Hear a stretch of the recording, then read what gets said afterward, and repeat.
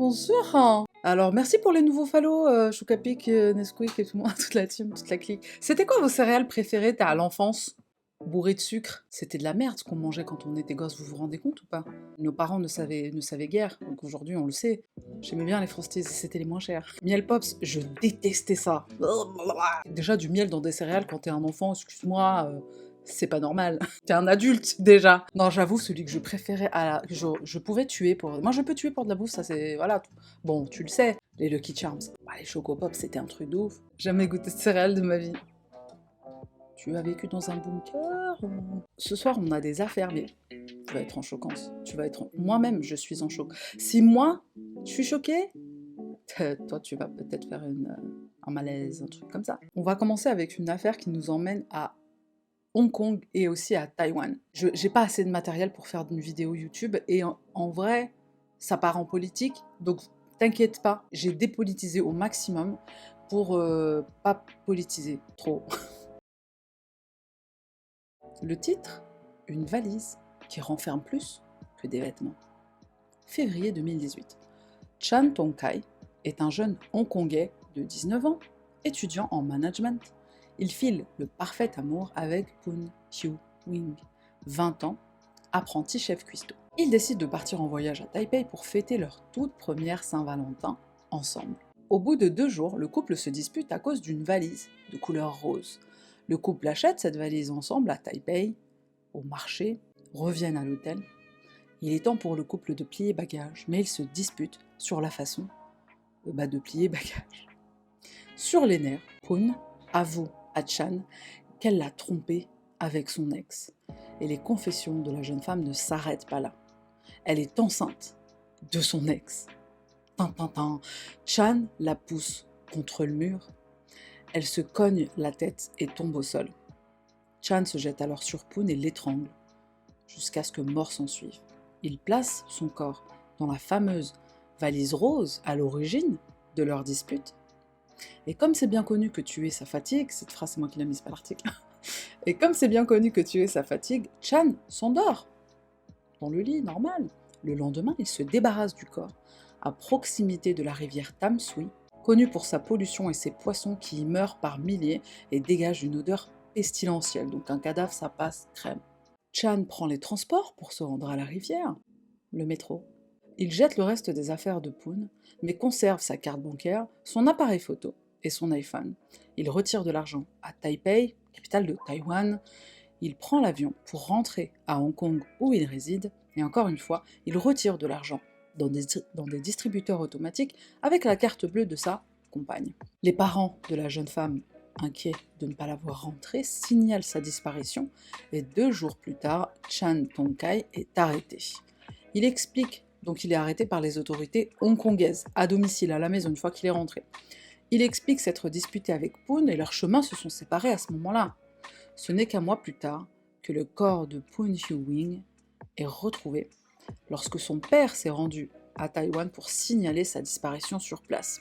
Détail que j'ai pas mis dans cette partie, mais la valise, pourquoi ils l'ont achetée apparemment, c'est parce que quand ils sont allés à Taipei, ils avaient leurs vêtements dans genre des petits sacs, et en rentrant, comme ils avaient plus d'affaires, parce qu'apparemment ils ont acheté des souvenirs et tout, ils sont allés dans un marché de Taipei, et c'était un marché de nuit, et dans certains pays d'Asie, il y a des marchés de nuit, c'est magnifique, et donc ils ont fait un marché de nuit comme ça, ils ont acheté cette valise rose, de couleur rose. Ils se sont embrouillés parce qu'ils voulaient pas mettre les affaires dedans, tous les deux de la même façon.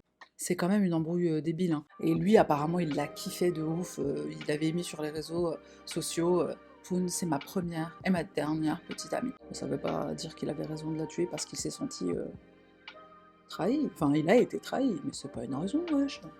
On tue pas les gens pour un adultère. J'ai des photos de leur couple, là. Voici Chan Tong-kai. Ça, c'est le couple heureux, très amoureux. Voici la jeune fille.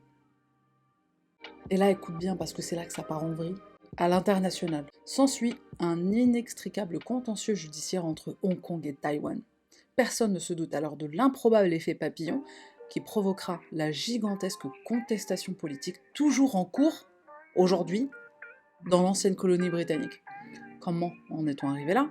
En mars 2018, Chan est arrêté pour meurtre par la police hongkongaise, mais il est condamné uniquement pour blanchiment d'argent dans la gestion des biens de sa compagne à Hong Kong.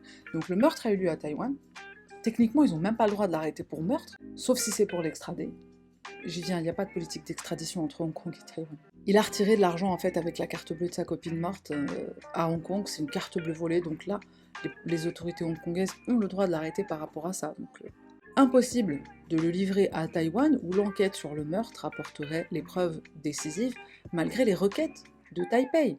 La Chine, dont Hong Kong fait de nouveau partie depuis 1997, ne reconnaît pas l'existence des autorités judiciaires taïwanaises et il n'existe aucun traité d'extradition. Chan commence à purger sa peine pour blanchiment d'argent sans que rien ne se passe pendant près d'1 an. C'est en février 2019 que la petite histoire va rejoindre la grande. Le Bureau de la sécurité de Hong Kong propose de réviser le régime d'extradition de la cité. Il s'agit d'autoriser le transfert de tout fugitif vers les États et territoires qui n'ont pas signé d'accord d'extradition avec Hong Kong, parmi eux la Chine continentale. Là, c'est là qu'on a des problèmes. Macao et Taïwan aussi. L'affaire Chan Tong-kai est explicitement utilisée pour combler un vide juridique. Ici, rien n'est anodin, il n'y a pas d'accord avec le continent chinois. Et ce n'est pas pour rien, la justice sous contrôle du Parti communiste ne garantit pas un procès impartial et équitable. Ah ben tu m'étonnes. L'extradition représenterait une brèche dans l'autonomie juridique de Hong Kong. Son statut négocié par l'accord anglo-chinois de 1984 sur la rétrocession à la mère patrie protège les libertés civiles et l'état de droit pour les citoyens hongkongais. Rien n'y fait. L'exécutif de Hong Kong paraît soit aveuglé sur les conséquences de ses actes, soit guidé depuis Pékin par une autre raison que la simple affaire Chan Tong-kai.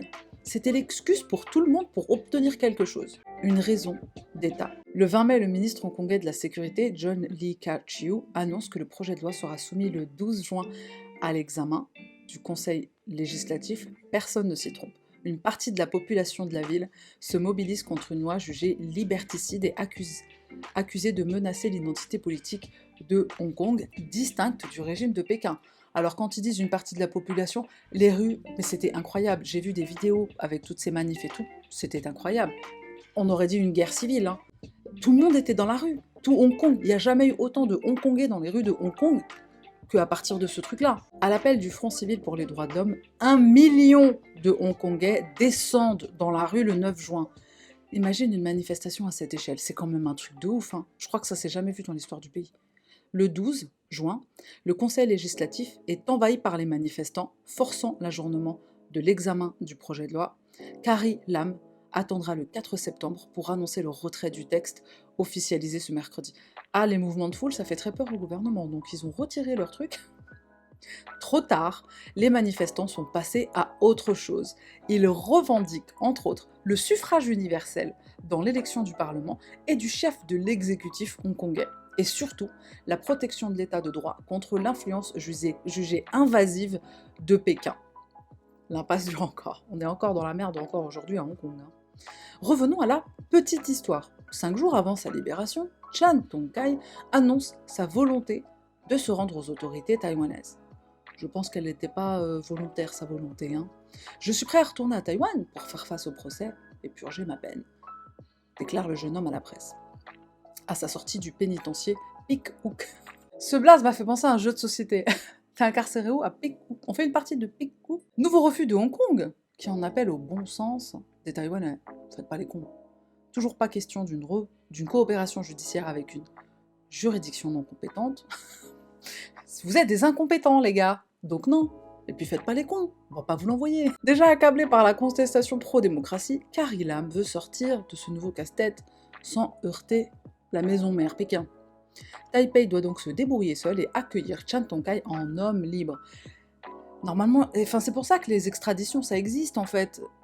Le mec, tu prends l'avion, va en vacances à Taipei. Mais non, en fait, tu dois l'envoyer avec une escorte policière. C'est mal connaître l'opiniâtreté des Taïwanais lorsqu'on nie leur souveraineté juridique.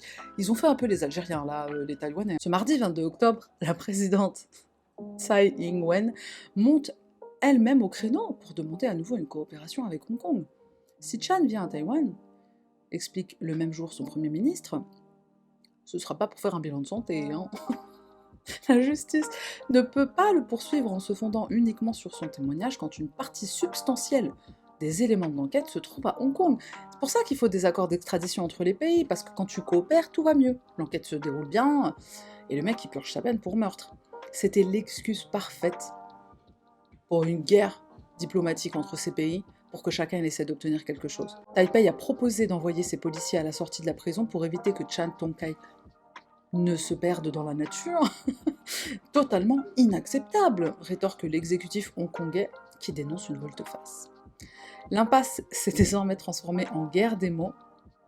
Ne tentez pas d'exploiter l'affaire politiquement pour atteindre certains objectifs au détriment de la justice, a lancé ce mardi l'ancienne ministre hongkongaise de la Sécurité. Proche de Pékin, elle accuse Taipei de vouloir embarrasser le gouvernement de Hong Kong. Mais c'est des Algériens, donc rends-leur voilà, leur dignité quand même, je sais pas moi. Notre nation ne sera pas dupée par la Chine, a prévenu le Premier ministre taïwanais, pour qui Pékin voudrait envoyer Chan à Taïwan pour justifier le retrait de sa loi d'extradition. Chan Tong-kai n'est pas prêt de prendre l'avion pour Taipei. Face aux gigantesques manifestations de la population hongkongaise, le gouvernement a rapidement retiré son projet de loi, mais cela n'a pas été suffisant pour enrayer la crise qui courait. Quant à Chan Tong-kai, il a été libéré de prison le 23 octobre 2019. Il a accepté de se rendre à Taïwan pour être jugé de l'assassinat de Poon Yu-wing, sa copine, mais Taïwan redoute maintenant d'être instrumentalisé par cette affaire et de faire le jeu de la Chine continentale si elle accepte d'extrader le citoyen hongkongais pour le juger. En attendant, la famille de Poon Yu-wing attend toujours que justice soit rendue. Chan est devenu une patate chaude à laquelle ni le gouvernement de Hong Kong ni celui de Taïwan ne veulent toucher. Parce que les conséquences sont trop graves en fait. Donc, il a tué... Mais allez, gardez-le, on n'en veut pas. Le gouvernement de Hong Kong a déclaré que Chan était un homme libre après sa sortie de prison en 2019. Il peut se rendre à la police si le département de l'immigration de Taïwan lui délivre un visa touristique. Quel est le but de votre demande de visa, monsieur Chan? Répondre de mes actes auprès de la justice taïwanaise. Ah oui, mais ce n'est pas une catégorie qui existe dans nos visas, en fait. Tu ne peux pas envoyer quelqu'un en touriste pour répondre de ses actes. C'est pas possible. Parce que le visa, il passe pas. Il n'y a pas de case à cocher. Pourquoi vous allez dans le pays? Meurtre. Non, ça n'existe pas. Ce formulaire n'existe pas. Le gouvernement taïwanais a déclaré qu'il lui était impossible de délivrer un visa touristique car il y avait un mandat d'arrêt à l'encontre de ce suspect pour meurtre. Au lieu de ça, ils ont insisté pour conclure un traité d'assistance juridique avec Hong Kong, qui lui permettrait à Chan d'entrer à Taïwan en tant que suspect de meurtre en garde à vue. Donc il arrive, garde à vue, plutôt qu'en tant que touriste. Même l'article est choqué. La suspension des voyages en raison de la pandémie de Covid a également rendu difficile pour Chan l'entrée à Taïwan en tant que touriste. Déjà rien que ça. À partir de la semaine prochaine, Taïwan reprend les voyages depuis Hong Kong et Macao, et la question de savoir si Chan se rendra aux autorités taïwanaises fait déjà à nouveau la une des journaux locaux. Donc ce dernier bout d'article que j'ai lu, il date de février 2023, et aux dernières nouvelles, Chan est encore en liberté. Et en fait, je crois que lui-même, il sait même pas où il doit aller là. Je fais quoi? Je reste à Hong Kong, je vais à Pékin, je vais à Taïwan, qu'est-ce que je fais? Ça, c'est une photo de la fameuse valise. C'est un truc de fou. Le mec est sorti de l'hôtel avec la jeune fille dans la valise. Après, elle était menue, donc bon, c'était pas trop lourd à porter. Et il a roulé la valise et tout, normal. Il a pris le métro et on le voit dans le métro. Il y a aussi des images de vidéosurveillance dans le métro. Donc ça, c'est quand il rentre à l'hôtel. La jeune fille, elle n'en ressort plus vivante. Hein. Cette affaire, elle a retourné Hong Kong. Et il y a encore, enfin, Hong Kong est encore pas, enfin, encore à l'envers. Hein. J'arrive plus à parler. La couleur de la valise, c'est ça qui est criminel. Rose PQ. En effet.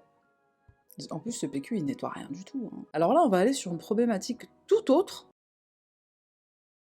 La police iranienne a annoncé dimanche avoir rétabli les patrouilles pour sanctionner les femmes de plus en plus nombreuses à ne pas porter le voile dans les lieux publics 10 mois après la mort de Mahsa Amini. À partir d'aujourd'hui, la police va, en menant des patrouilles en voiture et à pied, parce qu'ils sont déterminés, avertir et sanctionner les personnes qui, malheureusement pour elles, désobéissent aux ordres et continuent à ne pas respecter le code vestimentaire.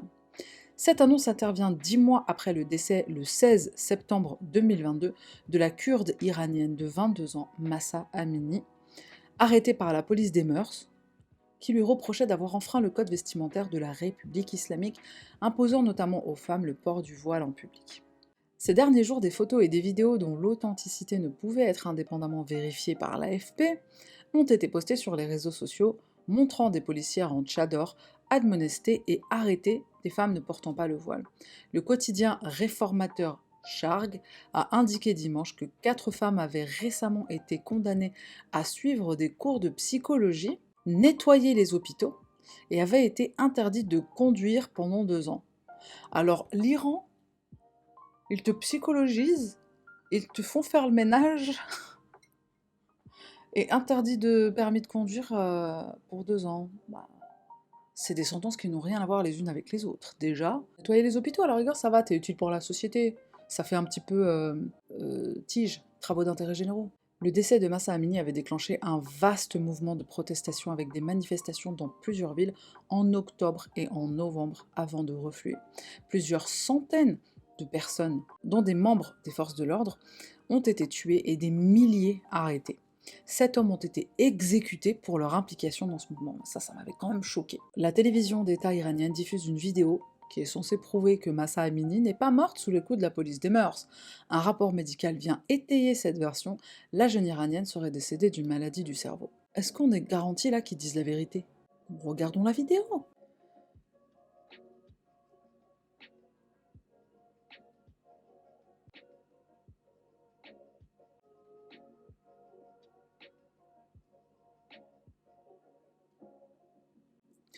Ça, c'est des images de manifs qui s'en sont suivies. Moi, j'aimerais comprendre, en fait, cette vidéo, elle montre rien. Enfin, elle montre quand elle s'écroule. Mais qu'est-ce qui s'est passé avant? Qu'est-ce qu'on en sait de ce qui s'est passé avant? Faut arrêter de prendre des gens pour des teubés. Hein. Une femme, prétendument la jeune iranienne décédée le 16 septembre, s'effondre, toute seule, avant d'être emmenée à l'hôpital. En plus de cette vidéo datée du 13 septembre, un rapport médical révèle que Mahsa Amini serait morte d'un manque d'oxygène dans le cerveau. Le rapport précise que le décès de la jeune femme n'a pas été causé par des coups portés à la tête, bien sûr, comme si le légiste il allait aller à l'encontre du gouvernement. Non mais, mort de rire. La mort d'une autre jeune femme est venue attiser encore le vent de révolte en Iran. Nika Shakarami, 16 ans, est retrouvée morte 10 jours après une manifestation contre le port obligatoire du hijab. Sa famille en est convaincue, elle a été battue à mort par la police. Son visage, ses pommettes, ses dents ont été fracturées. L'arrière de sa tête a été durement touché et son crâne a été déformé. C'est ainsi qu'elle a été tuée. Les dommages étaient à la tête. Mise en cause par les manifestants, la police des mœurs avait en bonne partie disparu des rues ces derniers mois et les femmes étaient de plus en plus nombreuses à sortir la tête non couverte, notamment à Téhéran et dans les grandes villes. Les autorités ont pris depuis le début de l'année une série d'initiatives allant de la fermeture de commerces, notamment de restaurants, à l'installation de caméras dans les rues pour traquer celles qui bravent l'interdit. C'est intelligent parce que genre tu veux fliquer tout le monde, donc tu les surveilles, tu mets des caméras partout, mais ça va se tourner aussi contre ta gueule, parce que les caméras, elles montrent aussi les bavures policières. Parallèlement, le pouvoir judiciaire et le gouvernement ont proposé en mai un projet de loi dénommé Soutien à la culture du hijab et de la chasteté, afin de protéger la société et renforcer la vie familiale. Parce qu'en fait, la vie de famille, elle ne tourne qu'autour de la meuf. Et si elle porte son voile? Sinon, il n'y a pas de famille, il n'y a pas de société. Hein. Si tu te plies pas aux exigences du gouvernement, la société, la famille, la chasteté, la pureté, tout est dans la merde. Ça repose sur nous les femmes. Voilà, on est responsable de tout ça. Ce texte, qui a suscité un vif débat, suggère de renforcer les sanctions, notamment financières, contre toute personne retirant son voile dans les lieux publics ou sur Internet. C'est vrai que quand tu tapes dans le portefeuille des gens, tout de suite, ça les calme. La police des mœurs avait commencé ses patrouilles en 2006, après avoir été créée par le Conseil suprême de la Révolution culturelle sous le président ultra-conservateur Mahmoud Ahmadinejad. Les dirigeants européens et les groupes de défense des droits de l'homme ont exprimé leur inquiétude face à l'agression grave d'une adolescente iranienne par la police des mœurs du pays. Cette agression présumée a laissé la jeune fille dans le coma.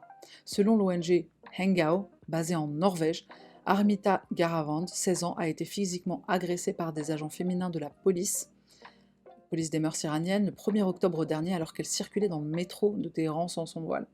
Sensible à un éventuel tollé du public, les autorités iraniennes ont démenti ces faits. L'agence de presse gouvernementale IRNA affirmant que l'étudiante s'était évanouie parce qu'elle n'avait pas pris son petit déjeuner. Tu te fous de ma gueule? Elle n'a pas mangé. Donc fracture du crâne, des pommettes et des dents. Je pense que si c'était une réalité, on aurait beaucoup plus de fracassage de crâne et de coma, dû à elle n'a pas mangé son petit déjeuner. Tous les gouvernements à travers le monde renforceraient l'obligation petit déjeuner pour pas que tu crèves et que tu te retrouves dans le coma. Une fois de plus, une jeune femme en Iran lutte pour sa vie juste parce qu'elle a montré ses cheveux dans le métro. C'est insupportable, a écrit mardi la ministre allemande des Affaires étrangères, Annalena Baerbock, sur X, anciennement Twitter. La nouvelle de l'incident a fait le tour des médias sociaux. Une vidéo en circulation prétend montrer des policiers poussant la jeune fille sans foulard. Son corps est ensuite traîné au loin.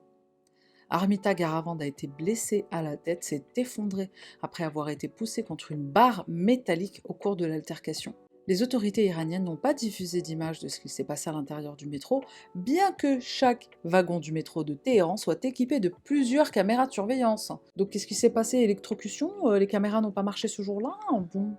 Iran Human Rights, une ONG basée en Norvège, appelle à une enquête internationale indépendante, c'est obligé, parce qu'on ne peut pas faire confiance à l'Iran. Donc il demande une enquête internationale indépendante, affirmant que Téhéran avait une longue histoire de distorsion des faits et de dissimulation des preuves de ses crimes.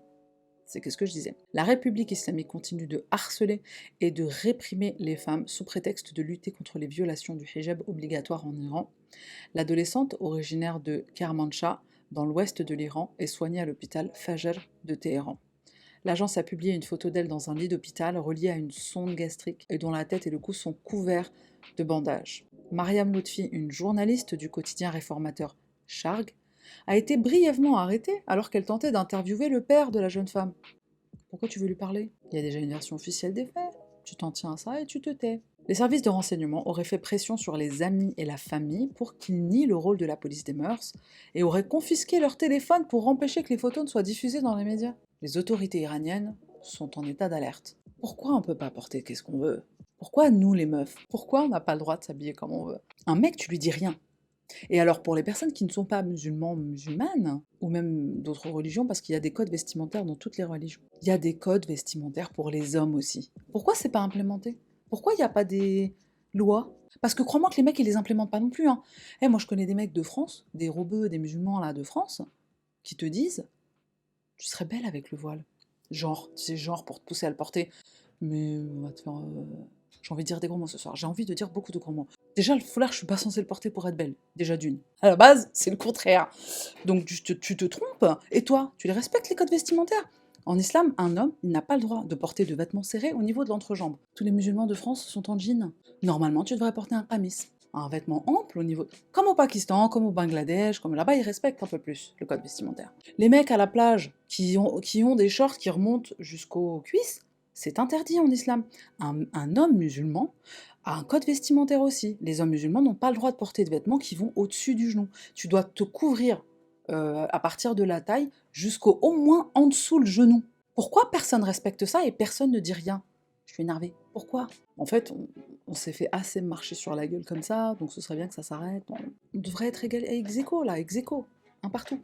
Dieu, il nous a mis ex aequo, donc pourquoi toi, tu t'es pris un point plus que nous? Pourquoi?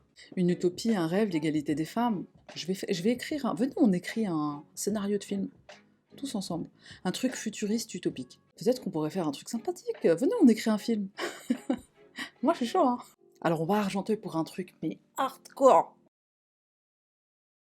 Une femme de 93 ans meurt après avoir été agressée sexuellement à l'hôpital. 2 femmes âgées de 93 et 95 ans ont été victimes d'une agression sexuelle.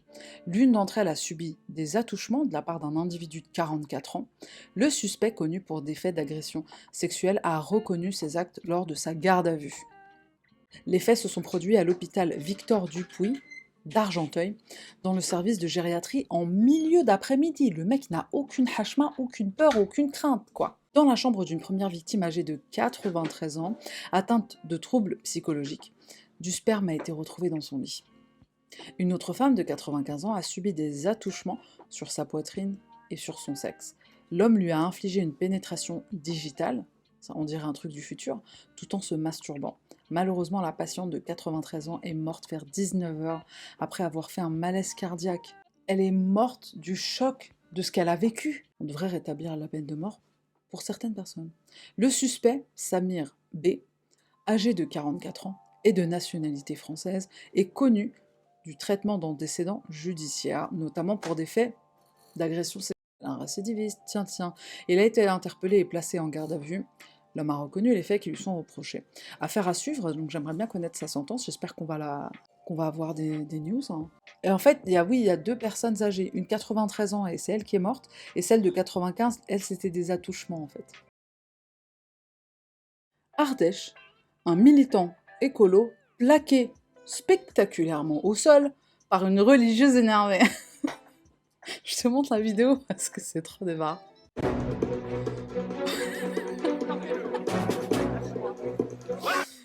Non mais regarde-moi ce tacle.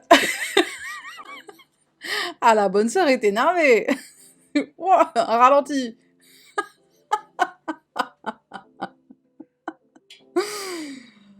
Mais ils sont tous énervés là ce soir.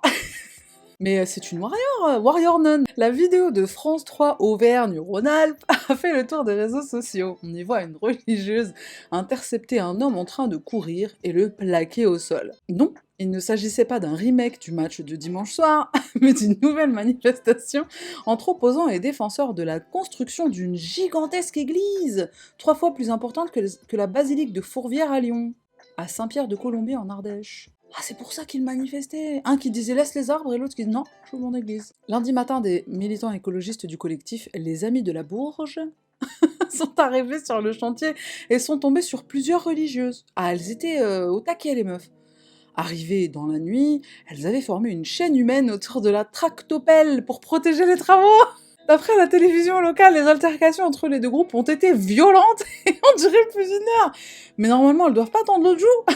J'ai pas compris. C'est des chrétiennes, hein. Mais dans la chrétienté, tu dois pas te donner le Dieu, normalement. C'est quand même irréaliste, hein. C'est presque mignon, comme événement. Déjà, en tant que religieuses, elles doivent défendre la nature et tendre le Dieu, hein. Donc je ne sais pas c'est quelle branche, là, le pacifisme chrétien a disparu. En Ardèche. Imagine son mugshot à la nonne avec son foulard. Ah, mais c'est la frustration du manque d'activité nocturne. C'était son seul contact avec un homme, t'es méchante.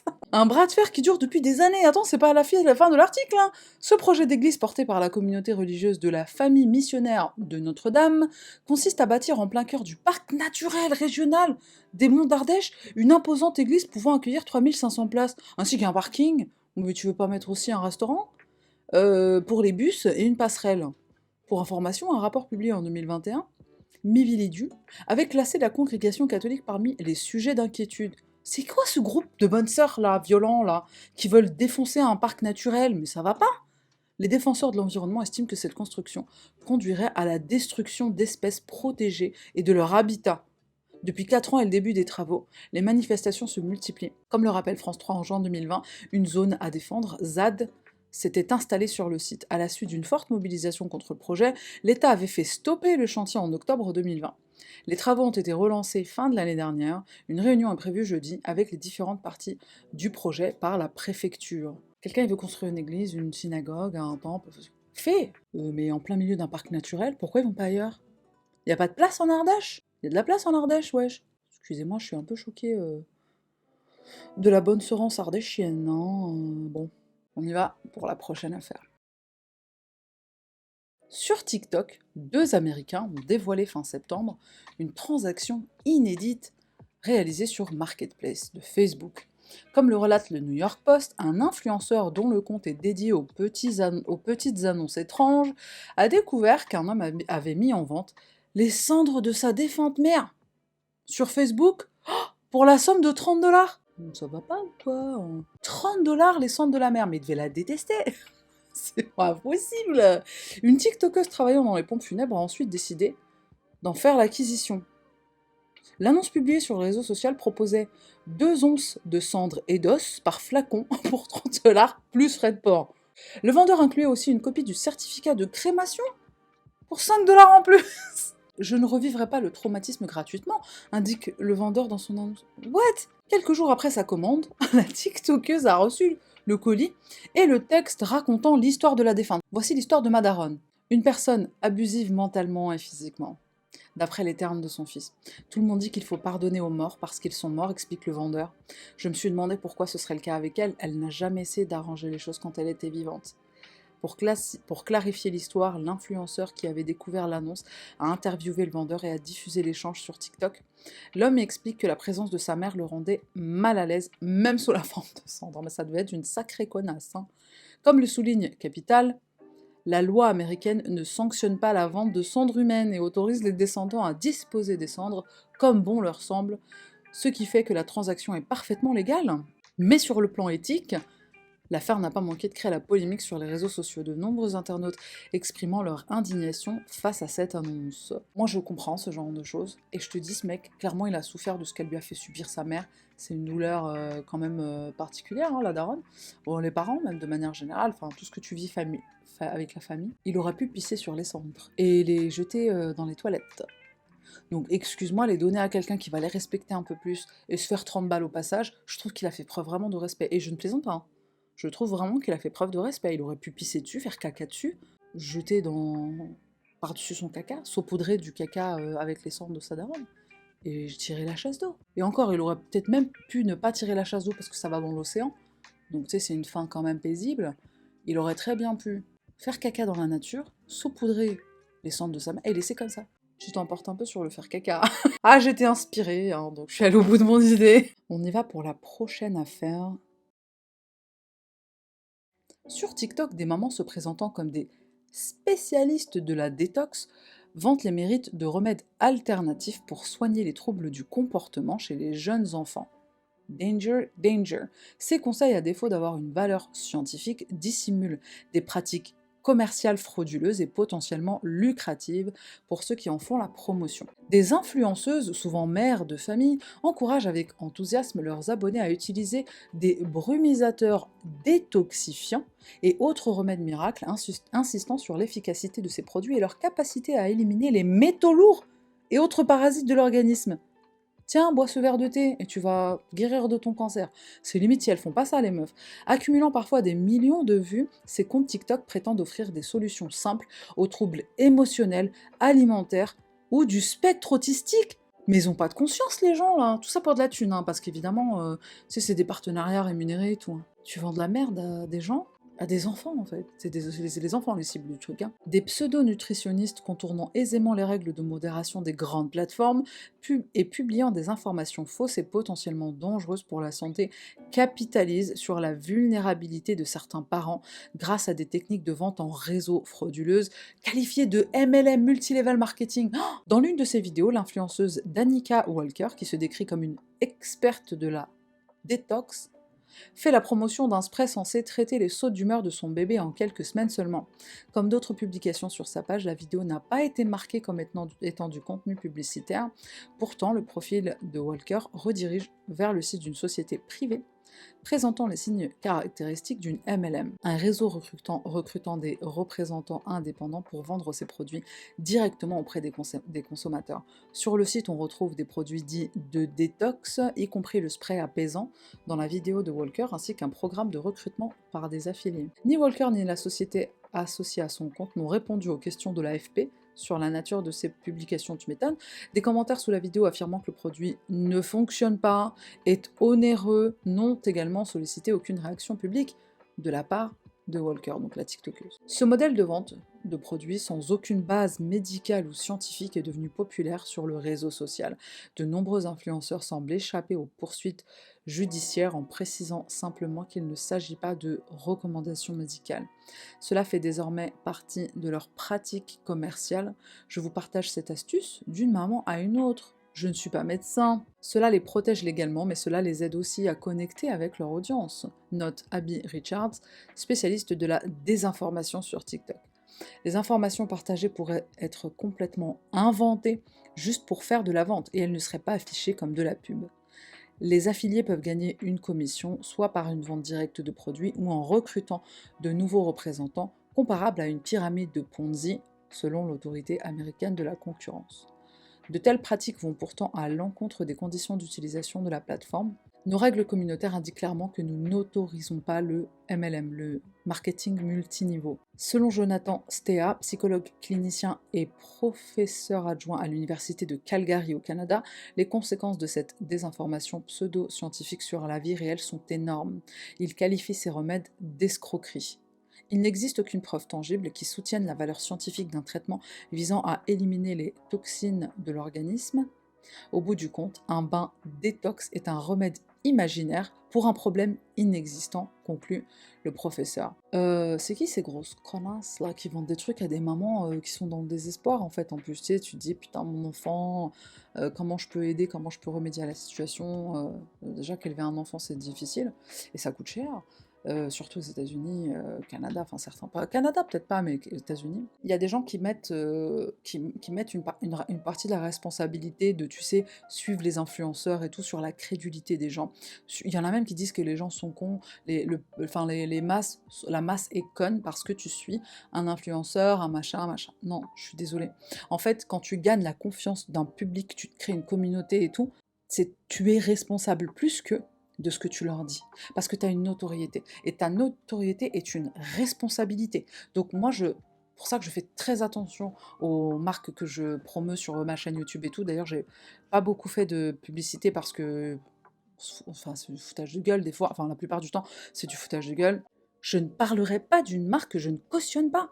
J'ai une responsabilité, il est hors de question que je parle d'un truc et que quelqu'un il tombe malade, ou pire, que quelqu'un il meurt, mais je m'en voudrais toute ma vie. Et là, tu donnes des remèdes pour des enfants qui sont autistes, qui ont des troubles du comportement, mais ça va pas, putain, mais je suis choquée de ces gens. Je suis choquée que tu te serves de ta notoriété pour te faire de la thune sur la gueule de gens qui t'aiment bien, qui t'apprécient.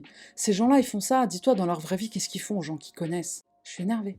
C'est comme ça que j'ai découvert le radis irradié, avec sa vidéo sur Dylan, le Hmar, là. J'adore les vidéos comme ça, parce que faut les afficher, ces gens-là, faut arrêter. Aujourd'hui, les consciences sont éveillées. Donc à partir de maintenant, où il y a plein de vidéos sur la question, où on a pris conscience qu'on s'était fait arnaquer, on est dans une ère de nouveau, là, on découvre tout ça. Hein. Des choses que avant, c'était des stars de cinéma qui le faisaient, des stars du cinéma, des stars du petit écran, qui sont partenaires L'Oréal, ambassadrices et tout machin, donc t'achètes leurs produits parce que t'aimes bien un Rai et je sais plus comment ça s'appelle. Aujourd'hui, c'est différent, donc on est en train de découvrir ça, et aujourd'hui, le truc des influx voleurs, les gens, maintenant ils savent qu'il faut qu'ils fassent des recherches aussi, quoi. Eh, je serais pas là sans vous. J'ai envie de pleurer, voilà. Je serais pas là sans vous. Si vous êtes pas là, je suis pas là. Je n'existe pas. J'existe à travers vos yeux. J'existe à travers l'intérêt que vous avez pour le true crime, certes, mais pour moi, ma façon de le faire, de l'amener, je peux pas faire ça, putain. Moi, je préfère pas prendre cet argent. Je n'en veux pas. Je suis très bien avec ce que j'ai. Et t'as une bonne intention derrière parce que tu dis, je vais réinjecter l'argent dans la chaîne, je vais changer mon matériel, je vais acheter une meilleure caméra.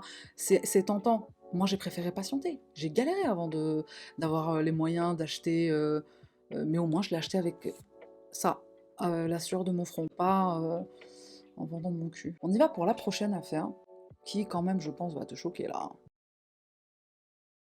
Un enseignant injustement renvoyé de son école pour des allégations d'attouchement sexuel qui auraient été inventées de toutes pièces pour le fun par des élèves sera compensé de près de 45 000 livres sterling en dédommagement. Dans une affaire pouvant mener à une fin de carrière, ou même pire, hein, l'enquête doit être aussi complète que possible. C'était bien loin de cela. L'école a accepté le témoignage des élèves les plus jeunes, sans contestation ni exploration, et a écarté, ignoré ou évité de trouver des preuves contraires, a estimé la juge du travail Martha Street selon le Télégraphe. Jonathan Hawker, qui enseignait les mathématiques et l'informatique dans une école pour filles de Plymouth, dans le sud-ouest de l'Angleterre, a été renvoyé en février 2022 pour faute grave, après avoir été suspendu en juin 2021 pour avoir supposément massé les cuisses et les épaules de certaines élèves selon leurs allégations. L'une d'entre elles, âgée de 13-14 ans, aurait témoigné s'être sentie vraiment mal à l'aise au moment où l'enseignant lui aurait massé les épaules et caressé le bras, aurait entendu le panel chargé de rendre une décision selon le journal britannique. Un mois après la suspension de l'enseignant, 2 élèves plus âgés auraient témoigné avoir entendu le groupe de jeunes accusatrices se vanter d'avoir tenté de faire renvoyer l'enseignant parce que c'était fun. Malgré cela, le panel chargé de rendre une décision lors de son audience disciplinaire aurait choisi de mettre un terme au contrat de l'enseignant à partir de conclusions totalement inadéquate. En parallèle, une enquête policière s'était conclue par l'abandon des charges contre l'enseignant un mois après son renvoi, sans pour autant lui permettre de faire appel de la décision de l'école. Sans se prononcer sur la culpabilité de l'enseignant, le tribunal a ainsi tranché que l'enquête de l'école avait été bâclée, lui accordant une compensation équivalente à son salaire annuel, soit 44 868 livres sterling, près de 75 000 $ en dommages. S'il est innocent et qu'un complot dans une cour de récréation peut mettre fin à une carrière et détruire sa réputation, son école n'offre pas un environnement de travail sûr à son personnel, en particulier à ses employés masculins, aurait estimé le tribunal. 1 an de salaire, c'est pas assez. Déjà, les 6 mois de suspension. Il a été suspendu avec salaire ou sans salaire? Et surtout en ce moment, et puis depuis le mouvement MeToo, machin, le mouvement MeToo à la base est quelque chose de positif, quelque chose de sain et quelque chose qui fait avancer la cause pas que des femmes, mais des personnes qui ont été agressées sexuellement. Et là, c'est des gens qui nous font faire 1000 pas en arrière avec ces conneries. C'est des gens qui profitent de quelque chose de positif pour le fun. J'espère qu'elles vont avoir des sanctions, ces personnes, parce qu'elles méritent. Tu accuses pas un prof pour un truc comme ça, pour rien. Alors, on y va pour la prochaine affaire qui se passe aux États-Unis, mais alors celle-là. Déjà, quand t'es en Floride, tu sais qu'il va se passer des choses intéressantes. Un quinquagénaire qui aurait passé 16 ans derrière les barreaux en Floride, après avoir été condamné à mort à tort, a été abattu lundi par un policier, seulement quelques mois après avoir reçu une compensation pour ses années perdues derrière les barreaux. T'as entendu ou pas? Parce que je ne peux qu'imaginer ce que c'est de savoir que votre fils est innocent et de le voir être condamné à la prison à vie, être disculpé et ensuite de se faire dire qu'une fois libéré, il sera abattu. Je ne peux pas imaginer en tant que parent ce que cela fait, a déclaré Seth Miller, directeur exécutif du projet Innocence de Floride. Lundi, le bureau d'enquête de Géorgie, GBI, qui enquête indépendamment sur les incidents impliquant des officiers, a annoncé la mort de Leonard Alan Cure, 53 ans, qui aurait été abattu par un policier après s'être débattu pendant son arrestation lors d'un contrôle routier en Géorgie. Selon le GBI, l'homme s'était conformé aux ordres des policiers avant de devenir violent en apprenant qu'il allait être placé en état d'arrestation. Le policier l'aurait alors tiré à l'aide d'un pistolet à impulsion électrique avant d'être attaqué par la victime. Le député a utilisé une seconde fois le taser et une matraque. Cependant, Léonard ne s'est toujours pas conformé. L'adjoint a sorti son arme et a tiré. Le quinquagénaire aurait succombé à ses blessures après avoir été traité par des services d'urgence, mais selon Associated Press, Léonard venait tout juste de recevoir en août une compensation, oh putain, de 817 000 $ pour avoir été enfermé pendant 16 ans, après avoir été condamné à tort à une peine de prison à vie pour un vol à main armée dans une pharmacie. Pourtant, l'homme avait un fort alibi et aucune preuve matérielle ni témoin solide ne le plaçait sur les lieux, aurait tranché un comité d'examen indépendant avant de conclure à son innocence. Lors de sa libération en 2020, l'homme avait confié avoir hâte de mettre cette situation derrière lui et continuer sa vie. On est choqué ou on n'est pas choqué là? Mais bien sûr que c'est parce qu'il est noir, il n'y a pas d'autre raison. Un blanc, il aurait jamais pris une peine comme ça. Sans aucune preuve matérielle, quelles sont les chances que ça arrive? 800 000 $, je me suis dit aussi que c'était pas beaucoup. 16 piges, 16 ans de ta vie. En plus, c'est des belles années, parce qu'il a 53 ans. Donc tu enlèves 16, ça fait 37. On t'a enlevé des belles années. Bon, même s'il en avait 50 ou 60, ou 20, on n'a pas à t'enlever des années de ta vie pour un truc que t'as pas commis. Enquête bâclée, mais c'est pas du bâclage d'enquête, là, à ce stade-là. On voulait que ta gueule soit en tôle. Mais le mec a passé 16 ans pour rien derrière les barreaux. Donc tu m'étonnes qu'il est méfiant de la police, de la justice, et il se fait tuer. Quelques mois après avoir reçu 800 000. Ils auraient pu arrondir à 1 million, ces enfoirés, quand même. Je suis vénère, putain. Alors, je termine avec une affaire que j'espère que tu vas rigoler, parce que là, j'ai besoin. Moi aussi, j'ai besoin. Vent de panique dans un avion vendredi. Un vol au départ de Panama, qui devait rallier les États-Unis, a dû opérer un demi-tour après la découverte d'un paquet suspect dans les toilettes de l'appareil. Le paquet en question s'est finalement avéré n'être qu'une simple couche pour adultes. Au moment des faits, l'autorité de l'aviation civile a d'abord annoncé que le vol entre la capitale, Panama, et Tampa, en Floride, avait fait demi-tour en raison d'une alerte à la pompe. Une police spécialisée intervient. De retour sur le tarmac, l'avion a été isolé et les passagers ont été rapidement débarqués, Une unité de la police spéciale dans les explosifs est intervenue pour inspecter l'appareil et le paquet suspect. Après vérification, il s'agissait d'une couche jetable pour adultes. La couche avait été soigneusement enveloppée dans un sac noir. En guise de preuve, la police a publié sur les réseaux sociaux une photo de la couche dans son emballage noir. La personne qui a voulu être discrète, bah c'est raté. Mais laissez mon caca tranquille, hein, qu'est-ce qui se passe? Très embarrassant pour la personne à l'origine de ce caca. Je serais morte de honte. J'aurais fait une crise cardiaque à bord de l'avion, et là on aurait vraiment une urgence. Pourquoi vous parlez de consistance de caca là? Vous êtes encore pire que moi en fait. Merci à toutes, à tous, je vous kiffe grave. Et faites attention à vous. Nettoyez bien vos cacas avec du PQ rose, hein, et on se retrouve très bientôt, très bientôt. Je vous kiffe.